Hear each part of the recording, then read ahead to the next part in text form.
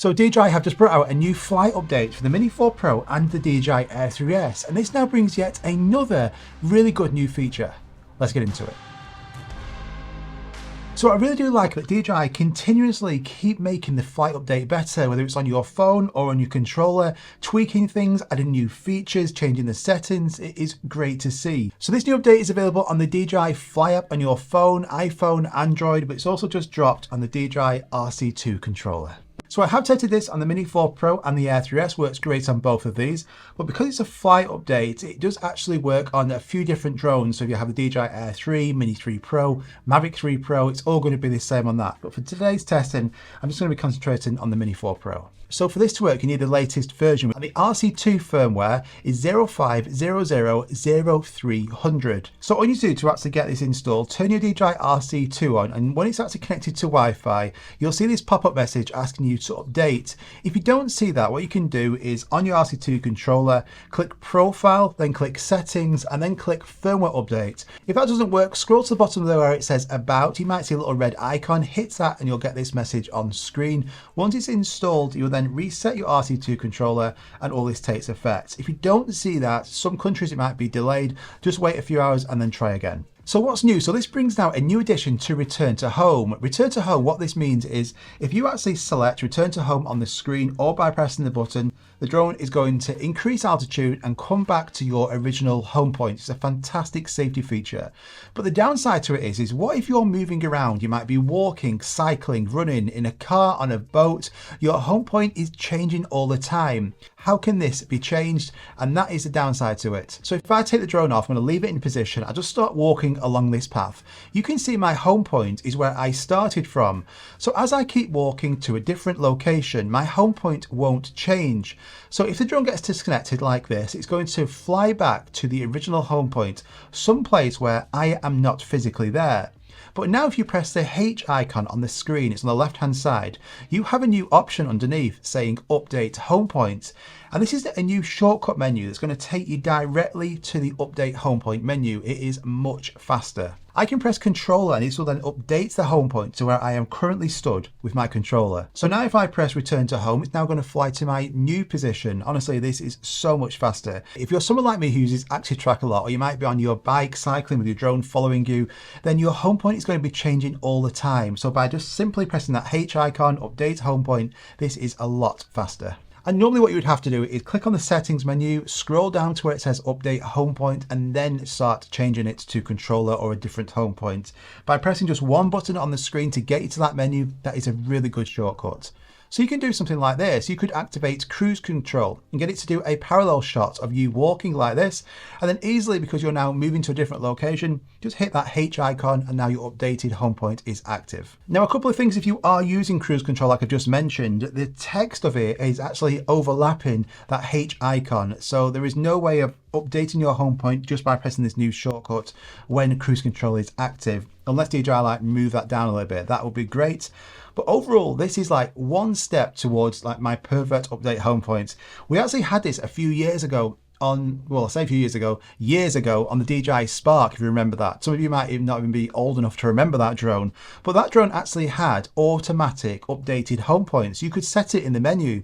So if you're on a bike, the drone would automatically update that home point as it's following you. It was so much better and really good, better than this. So there's a reason why that isn't happening right now, but this is like a step towards that. If we could have that in the menus, that'd be fantastic. I did also check is you can customize your C1 and C2 buttons. I went into the menus to see if we now have a new shortcut menu. Let's just say, for instance, I could press the C2 button and that will automatically bring up the update home point icon. Unfortunately not. That would also be great. It's a really good step in the right direction. It could be even better. So let's now jump into a quick flight test as well. I'm going to show you some settings, what to change on here, and also test to see if anything else is new. And then a few of you mentioned like QuickShots wasn't working as expected on like previous versions.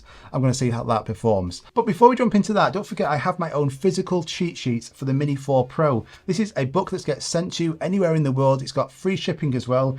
And it shows you all the settings that you should be using on these double-sided sheets. It shows you what settings to use, what not to do, what happens in an emergency, fail fail safes, beginner to pro settings. There's so much knowledge packed into here so you can keep it with you. And I've also got digital versions that you can keep on your phone, your iPad, and the latest one is digital ebooks. So these are available for the Mini 4 Pro, the DJI Air 3S, and it's kind of like this but in a lot more detail, covering 50 plus pages. So everything is a lot more in depth. There's also information on how to work with brands like DJI, how to make money with your drone, lighting, a lot more detail on ND filters, exposure, planning, what not to do. So this is a fantastic ebook version that's also available. It's just been released for the Mini 4 Pro and the Air 3S. So if you want to go and check out the physical books or the digital versions, they're all going to be linked at the top of the description. They're on my website, dmprovisuals.com. So go and check that out at the end of this video.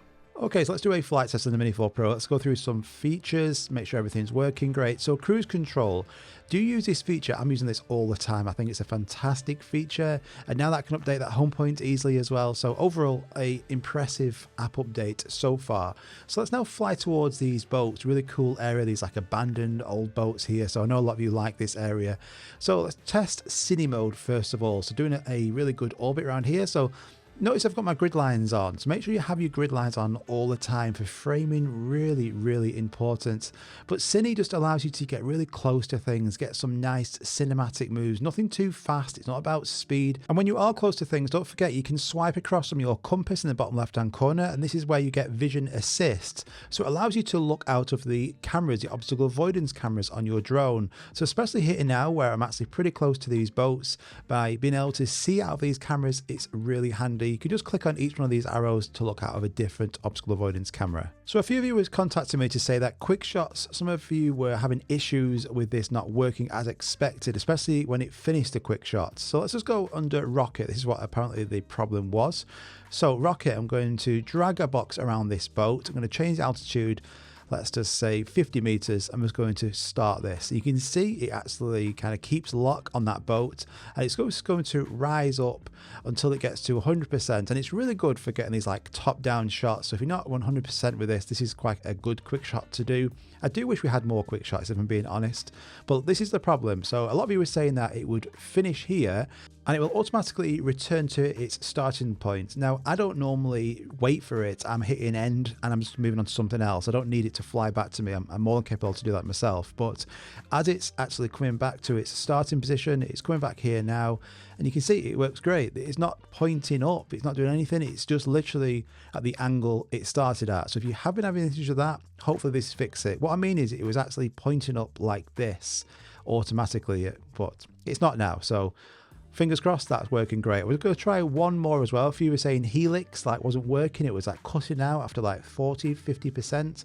So let's drag a box around this boat again. Let's just go to the left hand side, hit 40 meters, and then see how this does. So it's now going to basically swirl around this boat. It has a bit of altitude to it, and it's a really good one. If I'm going to use two quick shots, I'm using this one a lot, and I'm also using boomerang. I don't really use the rest. But you can see it's returning back to me as well now, straight back to its starting position. No issues with that. It worked perfectly.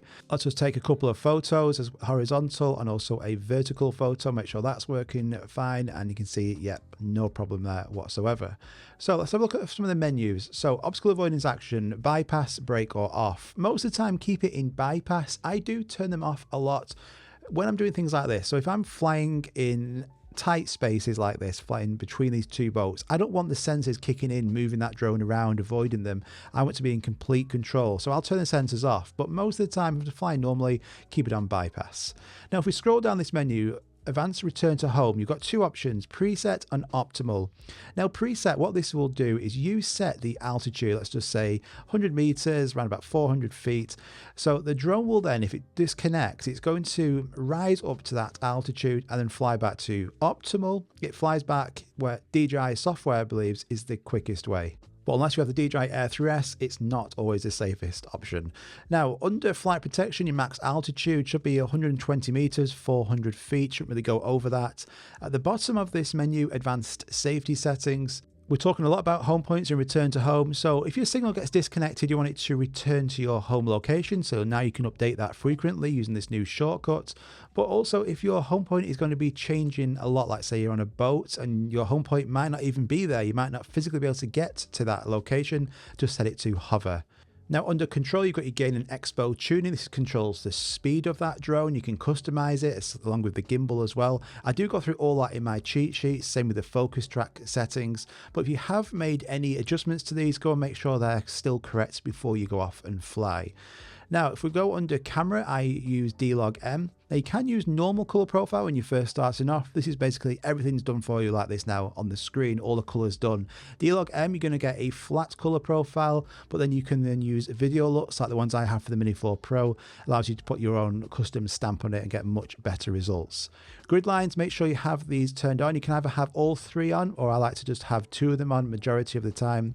And style, a good tip for you is reduce that sharpness. The Mini 4 Pro is far too over sharped, so make sure you're reducing that to -2 for better effects. I will just demonstrate the optimal return to home now. So I'm between these boats. So all I'm going to do is hit return to home. Now the drone isn't going to reach any like preset altitude. It's just going to avoid these boats so it can see them. It's just going over them by not much, what, like 20, 25, 30 meters.